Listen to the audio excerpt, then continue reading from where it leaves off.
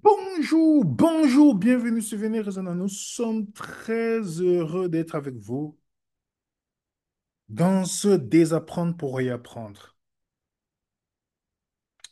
Pour ceux qui ont suivi notre étude de samedi passé, vont comprendre pourquoi nous faisons cette étude aujourd'hui et pourquoi nous allons traiter aussi un sujet très important sur le baptême la prochaine fois. Parce qu'il y a une confusion qui règne au sein du christianisme. Et dans ce désapprendre pour réapprendre, nous allons essayer de montrer comment être membre de la véritable Église. Quand je suis devenu chrétien, je n'aime plus utiliser cette expression, oui, j'étais chrétien, mais je n'étais pas, on m'avait pas montré c'est quoi être disciple. Quand je suis devenu chrétien, la dernière dénomination où je suis devenu chrétien, il fallait une liste de 13 vœux. Il fallait reconnaître leur prophétesse. Il fallait. Bon, j'étais dans l'ignorance. Vous savez, le christianisme était nouveau pour moi. OK? Et je voyais, il fallait, après, vous devez vous présenter devant toute l'assemblée, lever la main, que vous acceptez les 28 doctrines. Après, euh, les vœux que vous devez accepter aussi, répondre avant d'être baptisé. Et ainsi, vous êtes membre de l'Église. Et cette Église se considérait l'Église du reste.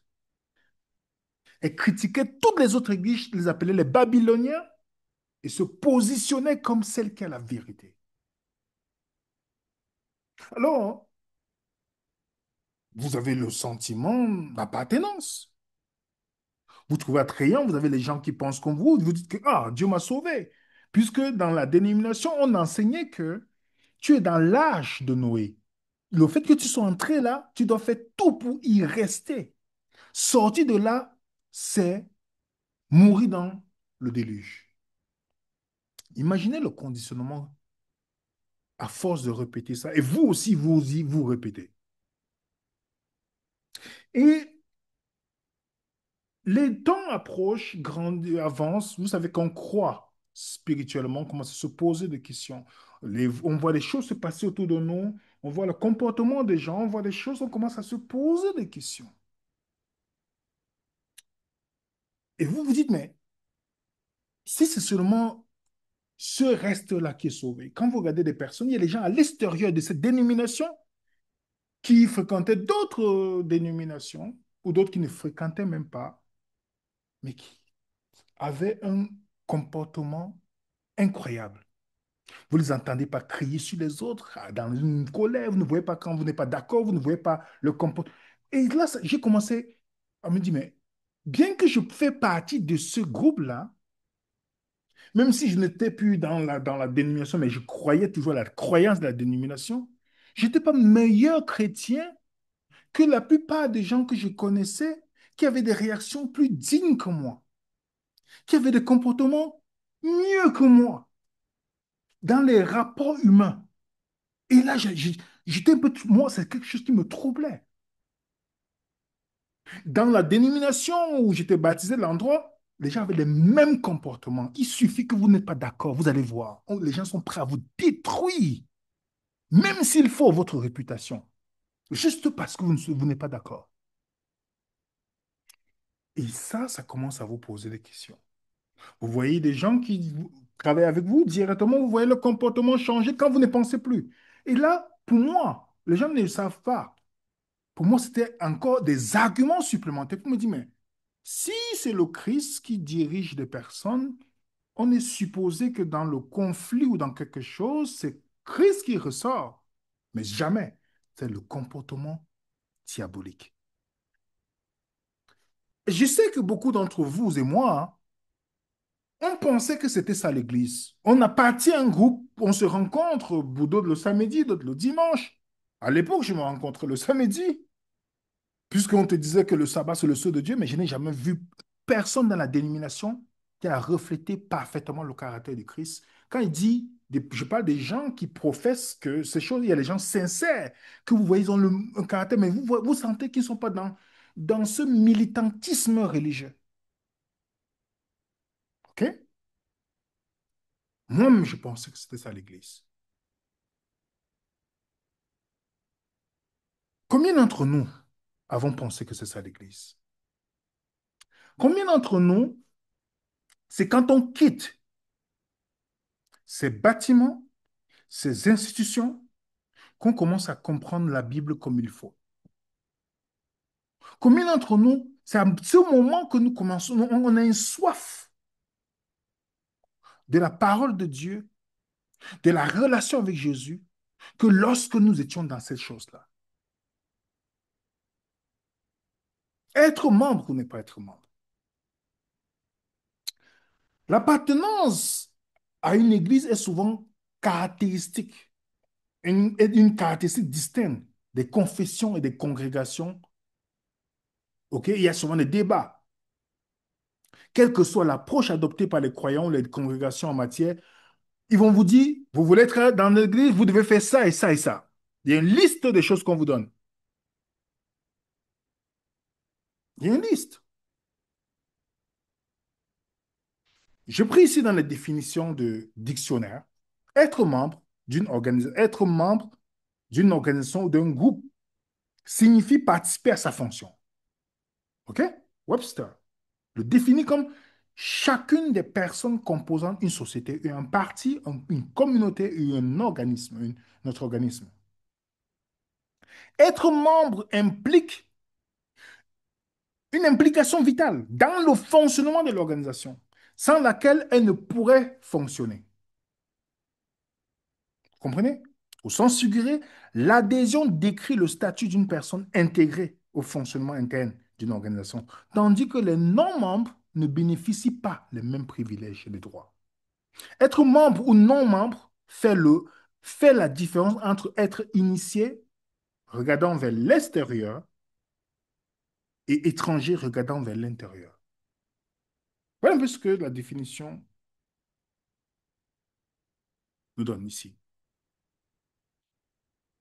Le terme grec utilisé dans le Nouveau Testament pour membre est le mot mélos. Mélos.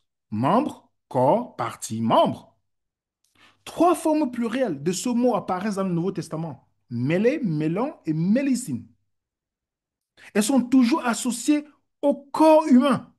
Retenez, hein, les amis. Je veux que vous retenez parce que je vais mettre la documentation afin que ça puisse servir à ceux qui aiment étudier et partager. Si vous n'êtes pas dans notre groupe Telegram, je vous invite à cliquer sur le lien qui est à la description de cette vidéo ou nous envoyer un courriel. On va vous envoyer le lien. Comme ça, vous allez avoir les documents anciens gratuitement à votre disposition. Venez raisonnons n'est aucune dénomination. Notre objectif, c'est l'indépendance. Même l'indépendance de nous-mêmes. Voilà l'objectif de venir raisonnons. Donc, je reviens à ce que je lisais. La référence du mot, quand on parle de membres dans le Nouveau Testament, c'est toujours associé au corps humain. OK? Lorsqu'on dit le corps du Christ, Mélos décrit également le croyant comme ayant une fonction dans le corps du Christ. En tant que corps unique, l'Église est composée de plusieurs parties, chacun remplissant leur rôle et des fonctions différentes. Donc, dans le Nouveau Testament, le terme membre ne désigne jamais une personne qui acquiert un statut. Je précise encore ici, dans le Nouveau Testament, le terme membre ne désigne jamais une personne qui acquiert un statut ou un prestige du fait de son intégration dans une organisation. Il désigne plutôt une personne qui occupe une fonction au sein d'un corps cher qui a plusieurs parties. Il n'y a jamais de distinction entre l'importance de personnes dans l'Église. Seuls les rôles ou les fonctions sont différentes. Je répète, il n'y a jamais de distinction entre l'importance des personnes dans l'Église. Dans l'Église, dans le corps, membres dans leur conception biblique, il n'y a pas un membre qui est plus important que l'autre. Le corps humain, les yeux, tous, les mains, tout ça, chacun a sa fonction. Il n'y a pas, dans la conception biblique, dans la conception de membres dans le monde, tu as un statut, il y a ceux qui sont plus importants. Si vous êtes dans une famille influente dans la dénomination, je connaissais les anciens, entre guillemets, ce pas les anciens bibliques, c'est les anciens, parce ils ont les cheveux gris sur la tête. Donc peut-être les fils étaient voilà, dans la débauche, mais comme ils étaient des familles fortes, influentes dans l'Église, ils donnaient beaucoup de dîmes et tout ça, alors on n'allait jamais punir les enfants. Tandis que si vous n'avez pas de famille importante, ou vous n'êtes pas important, ou votre pasteur n'a pas une position importante, vous êtes mal barré. Dans la dénomination dans laquelle, la dernière dénomination que j'ai fréquentée.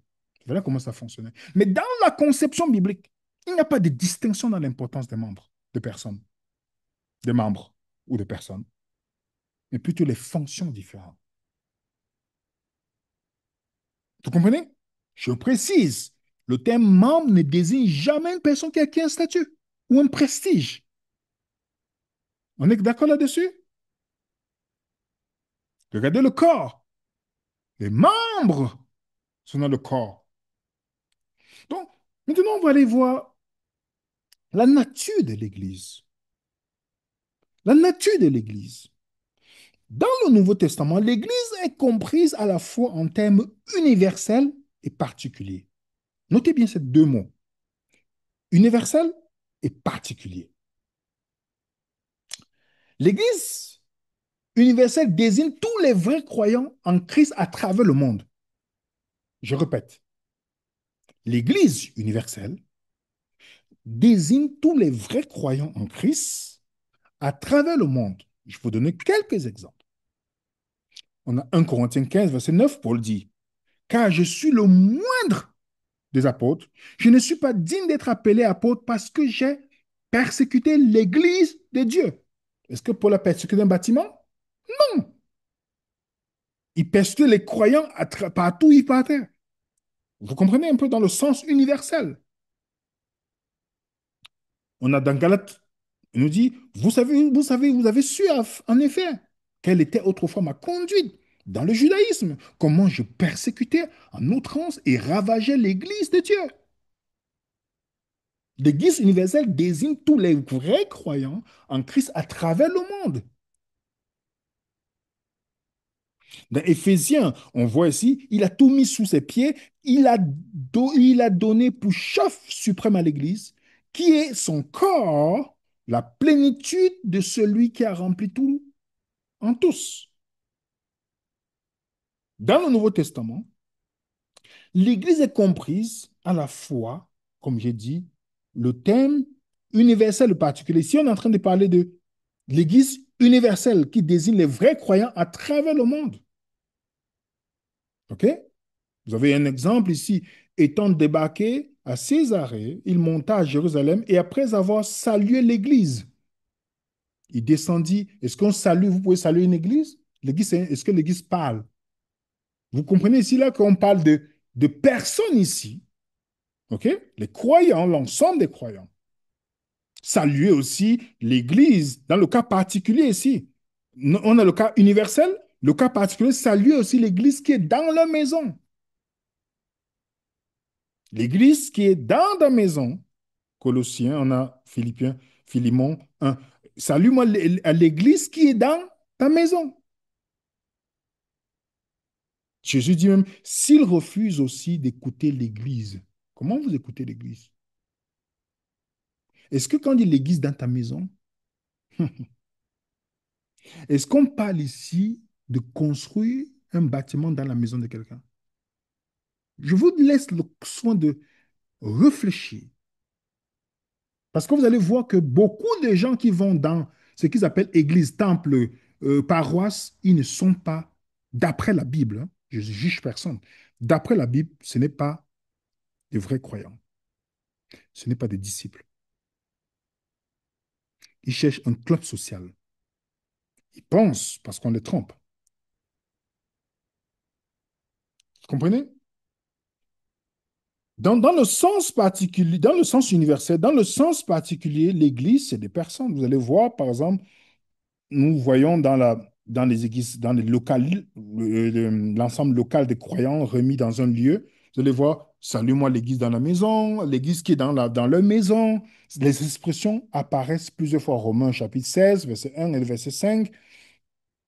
Vous avez 1 Corinthiens 16, verset 19. Ça vous salue beaucoup, Achilles, avec l'église qui est dans leur maison. Vous voyez, dans le sens particulier, les croyants, quand ils se rencontrent dans un lieu. OK? Dans la Bible, l'Église n'est jamais comprise comme une organisation. Bien qu'elle possède, possède une, ou un terme qu'on appelle, grec qu'on appelle le mot ecclésia. Ecclésia veut seulement dire ceux qui sont appelés hors des ténèbres pour vivre dans la bannière, sous la bannière du Christ. Appelés hors d'eux. Ce n'est ni un lieu, ni un bâtiment. Les croyants ne sont jamais vus comme aller à l'église.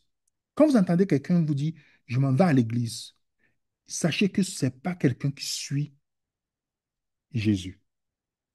Il suit une organisation. Il ne suit pas le Christ. Vous n'allez jamais voir un croyant qui dit, dans la Bible, qui dit, je vais à l'église. Dans le Nouveau Testament, l'église n'était pas une institution, ni une organisation, ni un bâtiment. Parce qu'il y a une différence entre aller à l'église et être l'église. Je vais vous poser une question simple. Une question simple.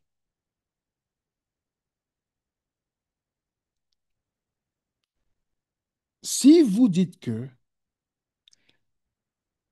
vous partez à l'église, vous n'êtes plus dans la définition biblique de la chose. Et ma question va venir après ces deux versets que je vais vous donner. Vous vous rappelez dans Matthieu chapitre 16, quand Jésus dit, sur cette pierre, je bâtirai mon église. Remarquez bien, Jésus dit, il va bâtir. Ok. Il parle du futur ici. On sait que Jésus est parti, il n'a pas construit un endroit. Il n'a pas bâti un édifice pour dire, voilà, là où tous les gens doivent rentrer. Il parlait dans le sens spirituel, le Christ. Alors, chaque fois que Dieu a bâti quelque chose, il a donné les mesures de la chose. Quand il a bâti une chose physique, on a l'arche. Vous lisez Genèse chapitre 6, 7, 8, 9, l'histoire de Noé, jusqu'à 10. Vous voyez, quand Noé a demandé à construire l'arche, on lui a donné les mesures. Vous partez dans l'histoire du sanctuaire, dans Exode, Dieu a donné les mesures et même donné le Saint-Esprit à ceux qui devaient construire, Bethsaël et autres. Vous partez dans le temple de Salomon, où David donne l'instruction, on voit qu'on donne les dimensions, on donne tout ce que Salomon devait faire pour construire. Mais je vous pose la question alors vous. Est-ce que vous avez un seul endroit où Dieu a donné les mesures, un endroit, comment construire l'église? Ceux qui disent qu'ils partent au temple, là, ils m'en vont au temple. Qui a construit votre temple? Plutôt, la Bible dit que Dieu n'habite pas dans le temple fait de la main d'homme. Qui a construit ce que tu appelles temple? Montre-moi où Dieu a donné les mesures. Même au temps de Jésus, quand Jésus a dit, je bâtirai mon église, je vous rappelle que le temple de Jérusalem existait. Quand Paul dit à l'église qui est dans ta maison, le temple n'était pas encore détruit. Il n'y a jamais une corrélation entre l'église et le temple dans les Saintes Écritures. Je parle de quelqu'un qui étudie la Bible. Je ne parle pas des gens qui le répètent comme des perroquets de ce qu'on leur dit tout le temps. Je sais que ce n'est pas populaire ce que je dis et on n'a pas de problème avec ça. Si vous êtes un vrai croyant, une personne intelligente peut écouter même quelqu'un qui n'aime pas. Quelqu'un qui est intelligent. Mais il faut que vous me dites dans les commentaires si ce que je dis, c'est faux. Est-ce que vous avez un seul exemple dans la Bible où on a comparé l'église et le temple? Vous avez un seul endroit? Non. Est-ce que vous avez un endroit où Dieu a dit, voilà la mesure, comment vous allez construire les églises? Comment les gens appellent ça temple ou église? Jésus a discuté avec une Samaritaine. Vous vous rappelez dans Jean 4. La Samaritaine voulait leur montrer le lieu physique qui était l'objet d'une dispute entre les Samaritains et les Juifs. Le lieu où on doit invoquer la présence de Dieu. Elle dit, nos pères ont adoré sur cette montagne. Vous dites, le lieu où il faut adorer, c'est à Jérusalem. Le lieu physique. Jésus dit, femme, crois-moi, le jour, l'heure vient où ce sera nuit sur la montagne. Il détruit tous les endroits physiques. Il y a les chrétiens aujourd'hui qui partent, qui disent qu'ils vont payer le billet pour aller à Jérusalem. Ils vont payer parce qu'ils veulent aller là où Jésus est. Là où Jésus est. Mais je vous rappelle que Jésus est dans les hôpitaux, là où les gens souffrent, dans les prisons. Il dit quand j'avais faim, vous m'avez donné à manger. Quand vous m'avez visité, voilà là où Jésus est actuellement. Si vous voulez être, allez dans ces endroits-là. Inutile de payer, ça ne vous donne pas, ça ne vous rendra pas saint. Ce pèlerinage, quoi que vous dites, non seulement ce n'est pas biblique, ça ne vous donnera aucune sainteté. Vous perdez votre argent, à moins que vous puissiez faire une visite juste de courtoisie. Et si vous voulez être là où Jésus est, il est là où il y a les hôpitaux, les gens souffrent, les gens qui sont dans les difficultés. C'est là où Jésus est. Tout ce que vous ferez à ce petit, c'est à moi que vous l'avez fait. Donc Jésus dit à la femme, vous adorez ce que vous ne connaissez pas, le salut vient des Juifs. Mais l'heure vient. Elle est déjà venue. Remarquez bien, elle est déjà venue. Où les vrais, Jésus précise parce qu'il y a les faux adorateurs, dont les pharisiens, adoraient le Père, les vrais adorateurs adoreront le Père en esprit et en vérité. Car c'est là les adorateurs que le Père demande. Dieu est esprit, il faut que ceux qui l'adorent en esprit et en vérité. Vous comprenez? Je sais que ce n'est pas populaire, hein, mais dites-moi, posez la question à ces gens-là. Où sont les mesures que Dieu a données du bâtiment où ils doivent aller à tout prix? Que si c'est un samedi matin, ils n'y vont pas, ils ne seront pas en paix. Bien qu'ils partent, après, ils partent dans le restaurant après. J'en connais beaucoup, ceux qui faisaient le sabbat. Ils vont faire le shopping après. Et puis, vous me dites qu'il faut, oui, c'est le sceau de Dieu, il faut le garder. Le mot hypocrite dans la Bible, c'est le mot hypokritos, qui veut dire acteur.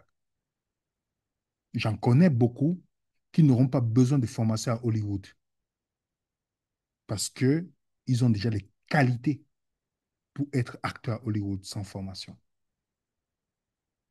Parenthèse. Donc, dans la Bible, Jésus lui-même bâtit son église. Et ce n'est pas une personne qui bâtit cela. Il a dit, je bâtirai. Il n'a pas donné la mesure à quiconque. Donc, toutes ces dénominations, méthodistes, adventistes, témoins de Jéhovah, tous ces gens qui vous disent, il faut aller dans cet endroit, ils ne sont plus dans le véritable christianisme. Ils portent juste le manteau du christianisme pour vous détourner de la liberté qui est en Jésus. Demandez-leur où sont les mesures que Jésus leur a données, comme il a fait pour l'arche et tout ça. Où sont les mesures? Où est le commandement? Il a dit qu'ils doivent bâtir. Ou c'est lui qui doit bâtir. Parce que si on vient sur la 15, si on veut comprendre l'Église et les membres, on va comprendre que le mot Église qui est ecclésias, ok? Ceux qui sont appelés hors d'eux, ce que Paul dit, l'Église est considérée dans la Bible comme un corps. Chaque fois qu'on utilise le mot membre, je l'ai dit au début, s'associer à un corps humain dans le sens spirituel. Vous avez 1 Corinthiens 12 12 qui dit, car comme le corps est un, Il y a plusieurs membres, comme tous les membres du corps, malgré le nombre, ne forment qu'un seul corps. Ainsi en est-il de Christ.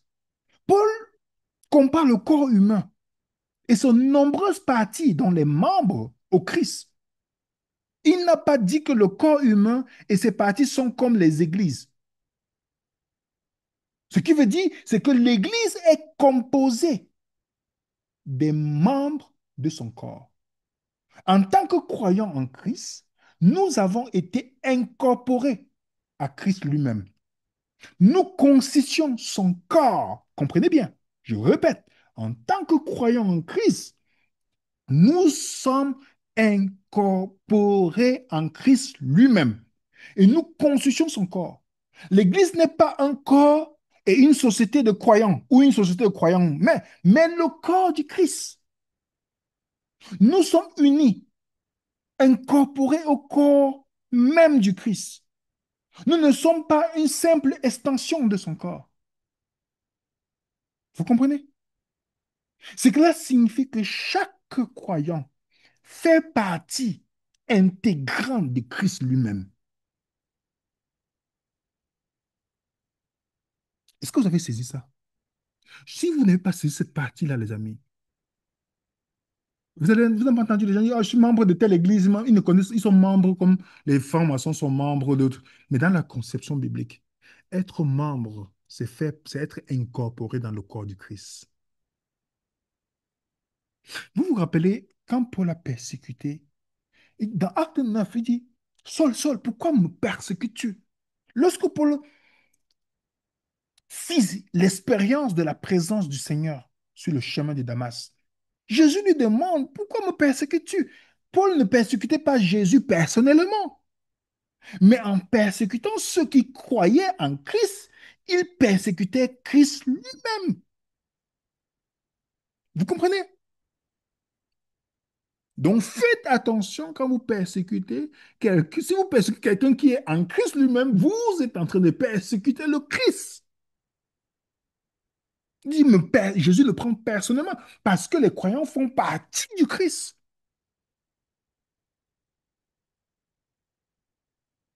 Donc l'objectif, quand Paul parle dans 1 Corinthiens 12, vous lisez, lorsqu'il établit que tous les croyants en Christ sont devenus un seul corps, le corps du Christ, les croyants de Corinthe ne sont pas devenus membres d'un club ou d'une organisation par baptême.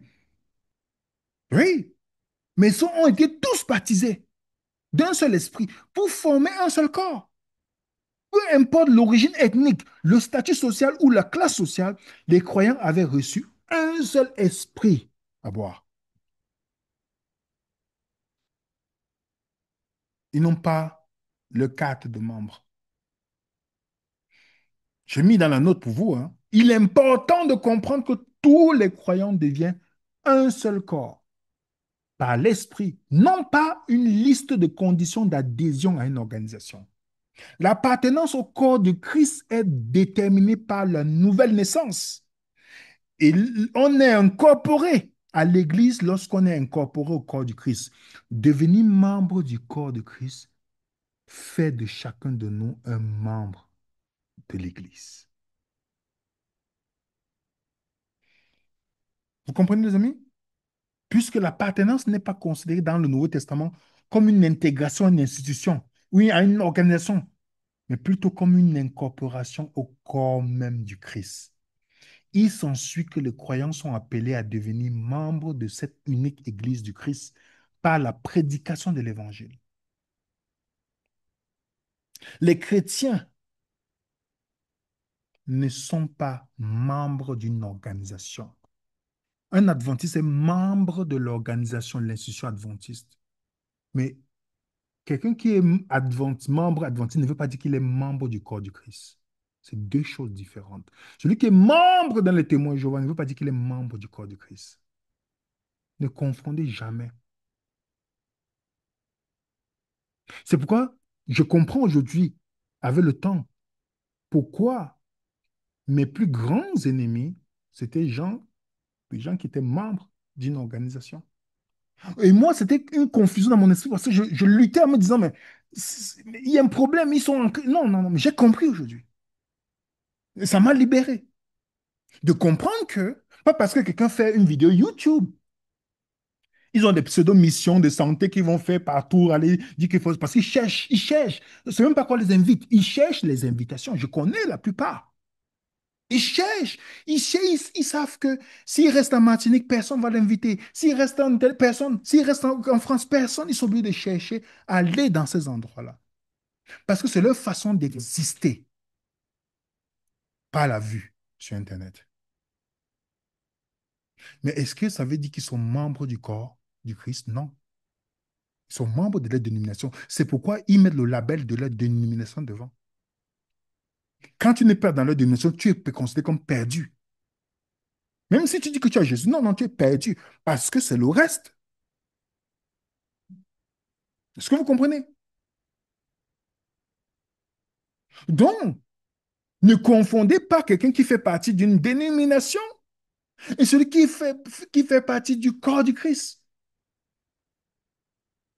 La participation à la communion, qui est le corps du Christ, sont déterminées par l'acceptation de l'évangile par une personne. Nous devenons chacun partie de l'Église lorsque nous devenons partie du corps du Christ. Ah oui, les amis. Alors, mais la question qu'on doit se poser, comment devenir membre du corps du Christ? Moi, quand je suis allé dans cette dénomination, on te donne.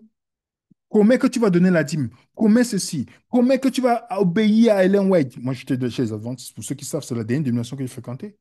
Promets que tu vas faire ceci. Tu crois que nous sommes le reste. Donc, on te récite des mantras vous ne pouvez. Sur les 28 doctrines, il n'y a aucune doctrine qui avait le temps. J'ai vu qu'il n'y a rien de biblique. Rien dans les 28. Je précise, ceux qui veulent poser la question, qui viennent dans notre Zoom, je leur démontre ça. Rien. Mais quand moi, voilà, j'ai découvert le christianisme, voilà, vous voyez des choses, on met des versets parce que c'est cohérent. Vous défendez même ça. Et pour devenir membre, c'est comme ça que tu devais l'être. Et on pouvait, juste par politique, te radier. Et quand on te radie, ça veut dire que tu es perdu dans l'adventisme. Chez les témoins, je vois quand on te radie, c'est que tu es perdu. On ne te salue même plus. Regarde, demandez tous les anciens témoins, je vois tous les anciens adventistes, tous les anciens mormons.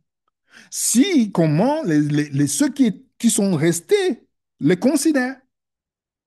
Ils vont vous salir, voilà, ils vont dire, ça c'est comme ça parce que c'est comme ça que ça fonctionne dans ces organisations humaines. Mais ce n'est pas le corps du Christ. Est-ce que vous comprenez, les amis? Comment devenir membre du corps du Christ? Vous n'avez pas besoin d'accepter une fausse, des prophètes modernes. Non, non, non, non. Jésus, le dernier prophète dans les Écritures. À ceux qui acceptèrent sa parole fut baptisé. Et en ce jour-là, le nombre des disciples s'augmenta d'environ 3000 ans. 3000 âmes. Verset 47. Il a tout mis sur ses pieds, il a donné, non, en louant Dieu, trouvant grâce auprès de tout le peuple, et le Seigneur ajouta chaque jour à l'Église ceux qui sont sauvés. Quand vous lisez Acte 2, vous voyez que les gens ont demandé le baptême. Ils sont devenus des croyants. Mais c'est Dieu qui ajoute à l'Église. Vous comprenez? Parce que l'Église, c'est le corps du Christ. Jésus est la pierre angulaire. Et nous sommes les autres pierres qu'on relie. Remarquez bien, vous mettez l'image pour que vous voyez l'image. Jésus est la pierre angulaire, ce qui fait un peu comme la croix, hein, vous voyez l'image. Et nous sommes les pierres que Dieu rajoute au fur et à mesure. C'est pourquoi étant la pierre, vous et moi, quand on arrive dans Jésus, il nous met dans l'édifice. Donc il n'y a pas de va-et-vient quand on est en Christ. Je répète. Il n'y a pas de va-et-vient. Puisque Dieu t'a mis déjà là, il n'y a pas de va-et-vient. Et c'est pourquoi, dans le Nouveau Testament, il est impossible d'être sauvé sans être membre de l'Église. Les mêmes conditions et fondements du salut font d'une personne un disciple et un membre de l'Église. Par conséquent, le salut d'un individu le rend automatiquement membre de l'Église. C'est pourquoi l'assurance du salut est fondamentale. Ceux qui vous disent jugement investigatif, c'est hérésie. Non, quand tu es croyant en Christ, tu es déjà considéré comme sanctifié. Et l'idée dans le livre des Actes, comme on appelle les croyants, les sanctifiés. Mais dans les sectes chrétiennes, non, tu es dans la sanctification. C'est pas encore, tu n'es pas encore fini. Tu es sanctifié. Le Nouveau Testament n'enseigne pas que l'homme peut être sauvé par un processus pour rejoindre l'Église. Non, non, non, non. Comme nous sommes membres, puisque l'Église est le corps du croyant, l'Église est puisque l'Église est le corps des croyants du monde, partout où les chrétiens se rassemblent, fameux disciples, ils expriment la réalité de l'Église. Les chrétiens ont largement oublié cette réalité. Ils ont séparé l'Église des croyants. Ainsi, nous considérons souvent comme aujourd'hui l'Église comme le lieu où les croyants se rendent pour adorer, comme une entité à laquelle ils sont initiés par leur appartenance. En réalité, cependant, l'Église est une déclaration d'identité, les amis. Non une marque. Elle décrit qui suis-je, le Fils de Dieu né de nouveau ou la fille de Dieu née de nouveau, adoptée et membre du corps du Christ, non pas par ma façon de prier ou les lieux où je rencontre les autres. Est-ce que vous comprenez ça? Je mets tous les notes là sur le document pour que vous lisez pour mieux comprendre.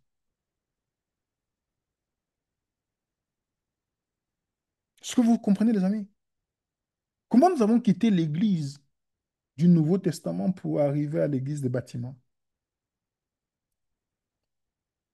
Les chrétiens se rencontrent, l'Église qui sont vous et moi, on se rencontre dans les maisons, on se rencontrait.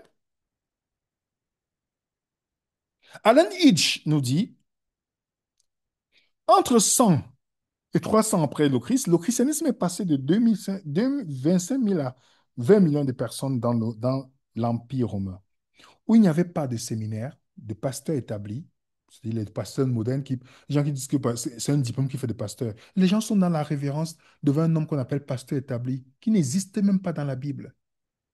Parce que quelqu'un a fait quelques mots en grec et vous pensez qu'il est supérieur à vous. Dans le corps du Christ, la grande position, c'est serviteur. C'est ça que les gens ne savent pas. Vous ne veux pas, il n'y a pas d'un statut. Non, non, non, non, non. On est tous pareils dans le corps du Christ. Donc, Alain Hirsch nous dit, l'Église est quittée de 25 000 à 20 millions de personnes dans l'Empire où il n'y avait pas de séminaire. Il n'y avait pas de pasteur établi, il n'y avait pas de lieu de culte public. En fait, une grande partie de notre Nouveau Testament est écrite aux gens qui se réunissaient dans les églises de maison. Est-ce que vous comprenez? Dans la lettre à Philémon, Martin Bach nous dit, puisque l'histoire rapporte que la persécution a souvent conduit au développement des églises de maison, il est tentant de penser que l'église des maisons du Nouveau Testament était le résultat de la persécution. C'est un malentendu. En d'autres termes, c'est un malentendu que les églises de maison ont existé à cause de la persécution. Il dit non. C'était en fait c'était ce qui se passait en fait. Ils se rencontraient pour débattre sur la Bible. Aujourd'hui, quand vous partez dans ce qu'ils appellent bâtiment, qu'ils appellent temple ou église, qui n'est même rien de biblique, il y a un homme qui est là pour vous sermonner, pour vous dire quoi penser. On vous endoctrine. Il y a tout un... Même s'il prêche quelque chose qui n'est pas biblique sur la chair, vous ne pouvez pas l'interrompre. En fait, vous êtes dans un endroit de conditionnement mental. Ça n'a jamais été le modèle biblique, c'est un modèle satanique. Puisque celui qui a initié ça, Constantin, qu'on appelle le bâtisseur, parce que Constantin est venu, il a dit, bon, maintenant pour pouvoir, il n'y a plus les apôtres, tout ça, non, on va donner la position, les leaders seront formés, ils vont faire une formation. Ce que vous avez les prêtres qui partent faire les écoles de théologie, et les pasteurs. Puisque le mot pasteur, il n'y a aucun pasteur dans le Nouveau Testament à part Jésus. Il n'y a aucun. Je challenge quiconque me donne un seul que Paul a mis en position ou Pierre en disant c'est le pasteur. Vous donnez un seul verset, il supprime toutes les vidéos de la chaîne. Où Paul a dit, voilà le pasteur, on ne sait qui est les anciens, qui vous montrer. Le seul bon berger qui est le mot pasteur, c'est Jésus. On a traité ce sujet-là. Donc Constantin est venu changer tout ça. C'est pourquoi quand vous regardez un homme, ah, voilà l'homme de Dieu, il a tourné quelques versets, puis ah, le pasteur a dit ceci, le pasteur a dit ceci. Vous êtes dans la matrice de Constantin. L'emplacement, les maisons sont maintenant c'est les cultes publics. La dîme qui a été revitalisée par Constantin, consul de Macron, et puis Constantin a mis en place parce que c'était le moyen de financer les bâtisses, toutes ces choses. Quand vous partez dans un endroit où on vous parle de la dîme, même si c'est dans un groupe de maisons, levez-vous, prenez vos chaussures et fuyez de cet endroit-là. Parce que la dîme n'existe plus. Vous êtes dans la nouvelle alliance. Est-ce que vous avez entendu? Il n'y a ni un jour d'adoration, ni l'argent de la dîme. Rien de tout ça.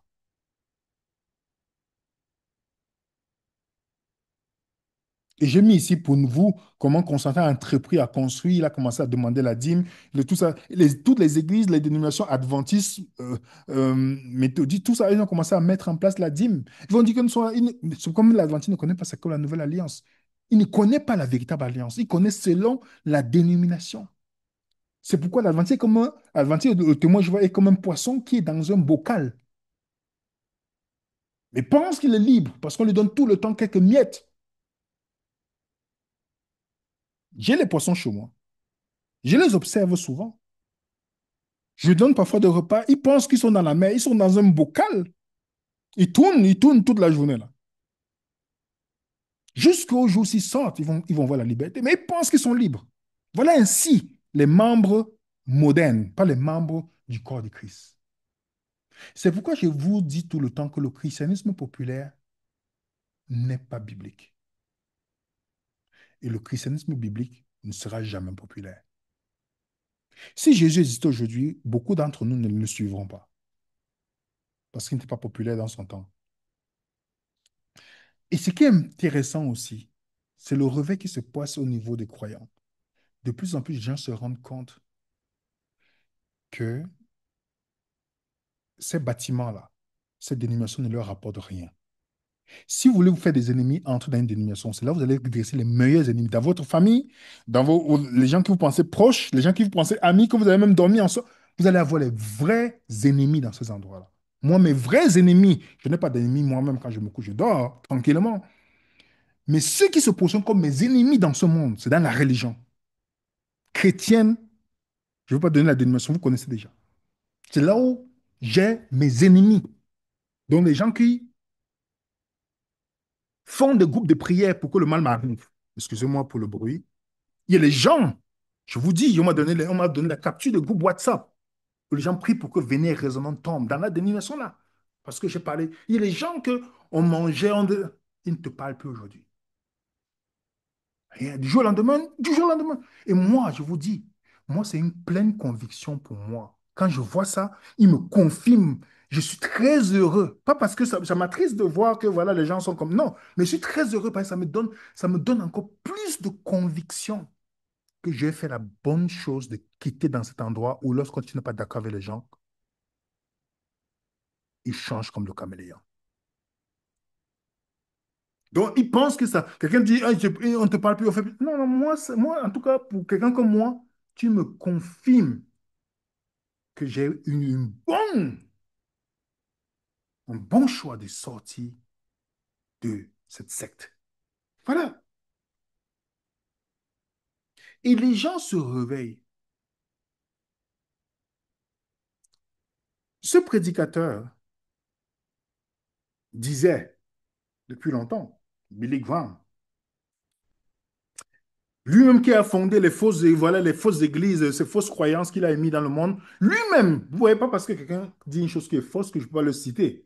Je cite parce que lui-même avait commencé à remarquer, c'était en 1965. Il disait ceci, des multitudes de chrétiens au sein de l'Église se dirigent vers le point où ils peuvent rejeter l'institution que nous appelons Église. Ils commencent à se tourner vers des formes de culte plus simples. Ils ont soif d'une expérience personnelle vitale avec Jésus-Christ. Ils veulent une foi personnelle réconfortante.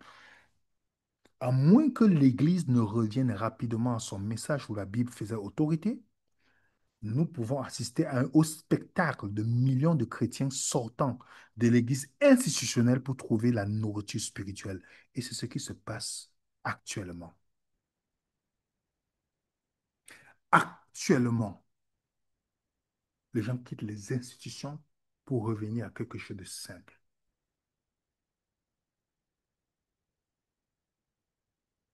Il y a un autre auteur, George Barna, qui dit, bien plus de 20 millions de personnes ont quitté l'Église pour aller trouver Dieu. Regardez le paradoxe, hein.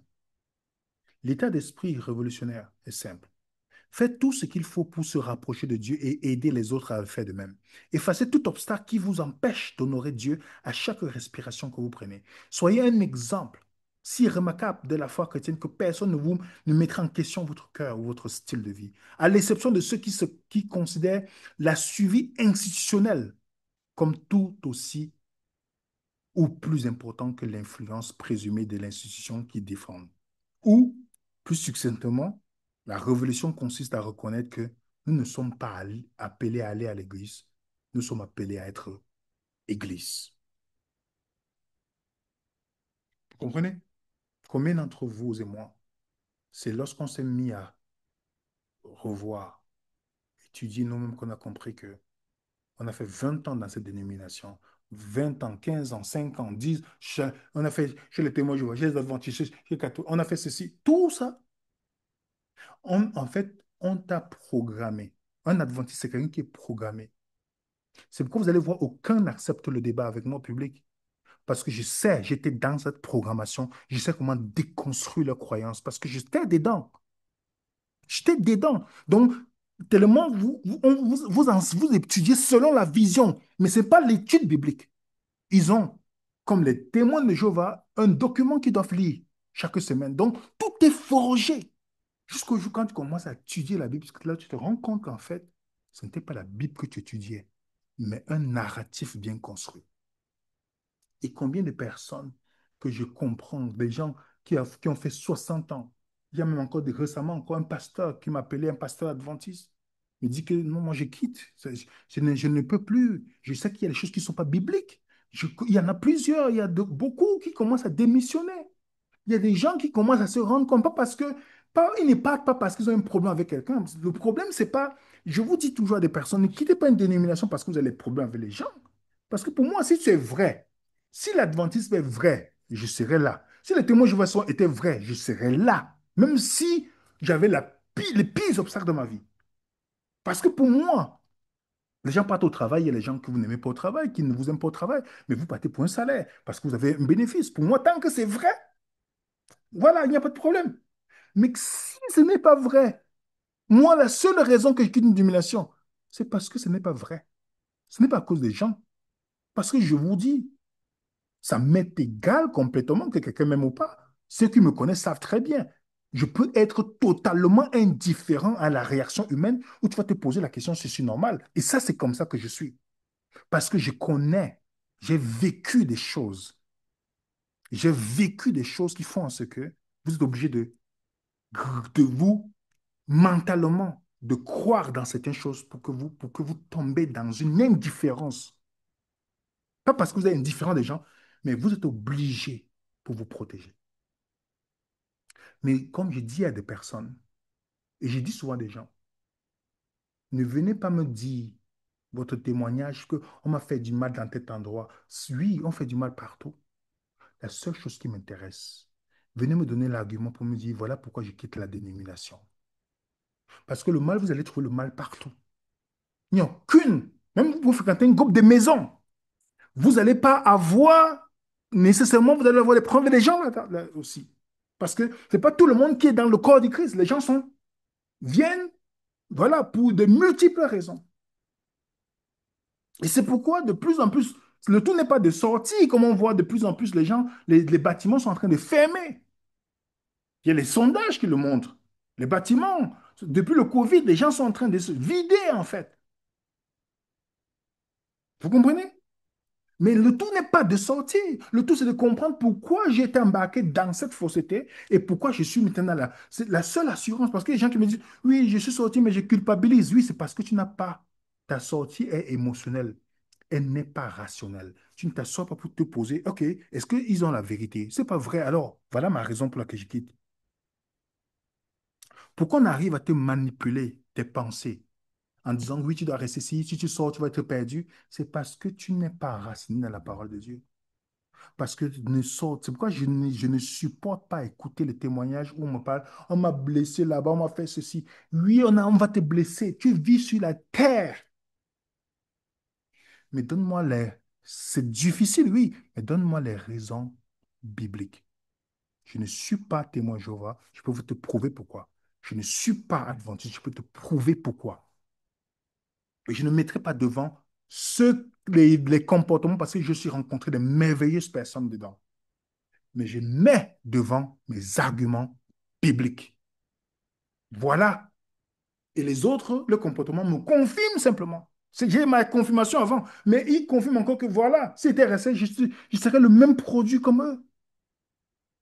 Donc c'est pourquoi, les amis, nous devons arrêter d'aller à l'église. Nous devons commencer à être l'église, les amis. Vous comprenez, mes frères et sœurs?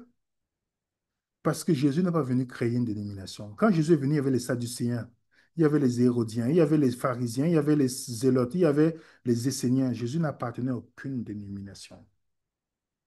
Les pharisiens, comme des églises modernes, menaçaient les gens à les exclure. Parce que c'est pourquoi les gens avaient peur de prendre position. J'ai des gens qui me disent, William, je peux pas prendre position pour toi parce qu'on va m'exclure. Dans l'adventisme, il y a des gens qui me disent ça. Je sais que ce que tu dis, c'est vrai, mais je ne peux pas. Je suis ancien, je ne peux pas dire ça, William. Je sais, j'écoute tes vidéos, mais je ne peux pas le dire sur la chair. Je ne peux pas dire que voilà la preuve que c'est faux. On va me haïr. Parce que dans les dénominations fondées par Satan, c'est l'homme qui t'exclut. Quand tu es membre du corps du Christ, aucun homme ne peut t'exclure. Vous comprenez? Aucun humain ne peut t'exclure. C'est pourquoi je vous dis, il est temps pour vous et moi d'étudier. C'est comme ça que vous allez faire face à tous ces pharisiens dressés en youtubeur missionnaire. Quand vous allez commencer à comprendre que le salut se trouve uniquement ni sur un jour d'adoration, ni sur quoi que ce soit, ni sur une couleur de peau, le salut se trouve en Jésus et non dans un bâtiment. Quand quelqu'un va vous dire, je m'en vais à l'église, vous savez très bien, vous devez prier pour la personne sans jugement, mais vous savez très bien, vous devez faire attention quand vous discutez de ce type de personne parce que vous ne savez pas que c'est peut-être un pharisien déguisé. Parce qu'il comprend que pour lui, c'est là l'église qui parle. Il n'est pas l'église encore, donc il n'est pas dans le corps du Christ. Donc vous pouvez être exposé à toutes sortes de choses. Il faut faire très attention. C'est pourquoi le but de l'étude, c'est vous encourager de pouvoir comprendre les raisons bibliques. Peu importe ce que vous avez vécu, j'entends souvent les gens envoyer des messages, oui, des raisons bibliques, et de comprendre que l'Église, c'est le corps du Christ.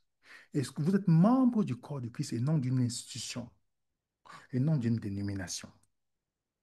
Et dans le corps du Christ, si Jésus vous a intégré, vous avez l'assurance du salut. En tout cas, merci pour votre attention. Et prenez le temps de mettre un coup de pouce sur cette vidéo. Partagez massivement et téléchargez le document que je mets pour vous gratuitement. Et merci à tous ceux qui nous soutiennent par leurs prières, par leurs actions. Merci à tous ceux qui nous aiment d'une manière inconditionnelle. Je pense à tous les adventistes qui nous suivent parfois, qui me disent, William, oui, je suis obligé de te suivre en cachette.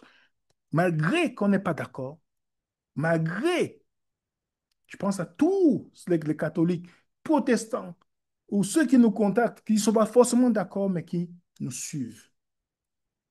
Et pas de vérifier ce que nous disons. Je vous remercie. À tous ces inconditionnels qui ont l'amour inconditionnel. Que Dieu vous bénisse. Et on se dit à très bientôt sur Venez Raisonnant pour notre prochaine capsule. Vous savez pourquoi nous faisons cette vidéo? Pour ceux qui ont vu notre vidéo le samedi, ils vont comprendre pourquoi. Et ce qui va venir encore, on va nous permettre de comprendre encore beaucoup plus pourquoi. Que la paix du Seigneur soit avec vous. Au nom de l'équipe Venez Raisonnant, nous vous saluons et à très bientôt. Et merci pour le coup de pouce sur la vidéo.